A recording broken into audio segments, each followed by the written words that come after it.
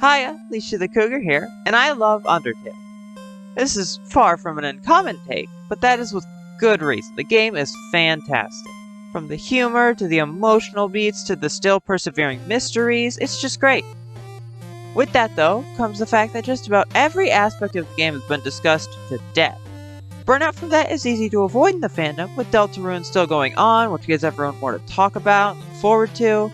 But I want to go back to Undertale to talk about something that I feel is overlooked.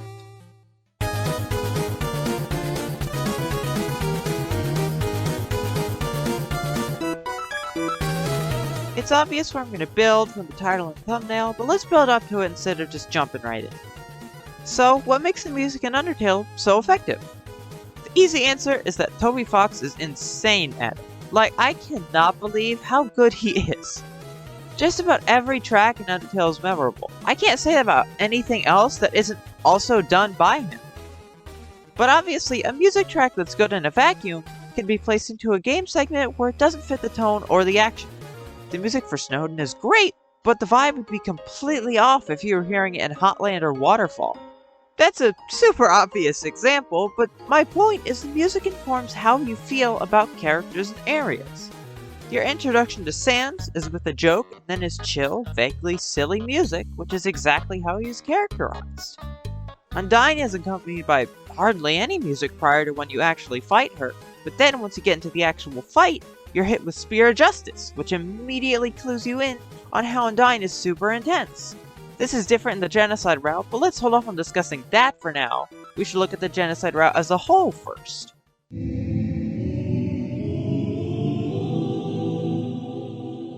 Undertale is far from the only game to have split story routes, but it definitely does an interesting job with its. The Genocide Route works partly because of how difficult it makes doing the route, reinforcing the horrible gravity of your decision to do all this killing. But it also works because it uses the fact that these characters have been endeared to you in the true pacifist route to make it emotionally difficult. Toriel's death will forever haunt me. The game really does the making you feel bad for killing thing far better than most games that try. Last of Us 2. Certain character relationships are enhanced as well. Alphys and Metaton and Sans and Papyrus are the two big ones I think of first. Sans especially. This route really highlights how much he does care about his brother. And in general, this route is a big story one for Sans, with only perhaps Kara being as relevant since they aren't featured anywhere else really. Point of all this being, the Genocide Route is a very different route for the characters and the player. So then, let's finally talk about what this video is about and how her role in the story is changed in the Genocide Route.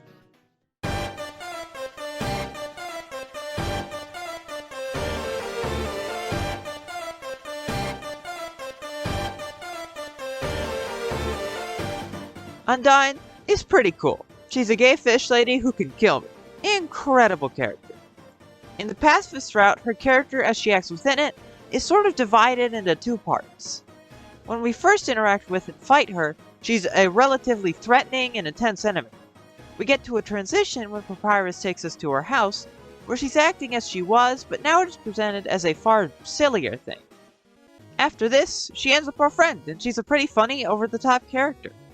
Her relationship with Alphys is very fun and cute, and is a major factor into her being endeared to us. Her dunking Alphys into the trash is still hilarious, love that. Her relationship with Papyrus does this too, to a lesser extent.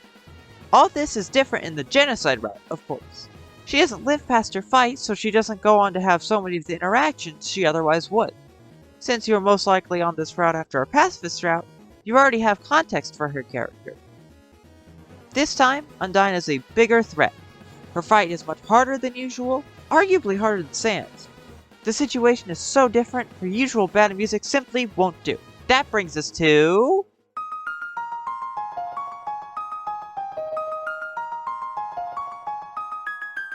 Usually in a game, if a track has a title similar to this, it's referring to you, the player, or the character you are controlling.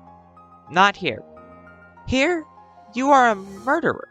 You've killed tons of monsters, including Papyrus. If you're not stopped, no one will be left.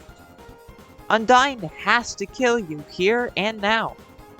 She's no longer over the top, she is matching the weight and severity of the situation. The music follows suit, beginning calm but intense. In the end, it's not enough. Even when you kill her, she's the only character who persists for even a little bit after death. She is that determined in this moment. She is a true hero.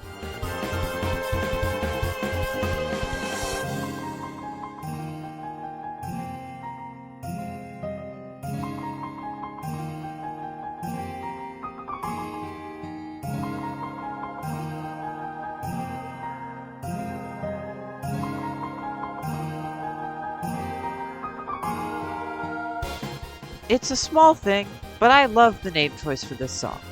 Undyne is a silly character a lot of the time, but her being taken seriously, even down to the name for her battle music, I think is really cool, and adds another layer of emotion to her fight and death.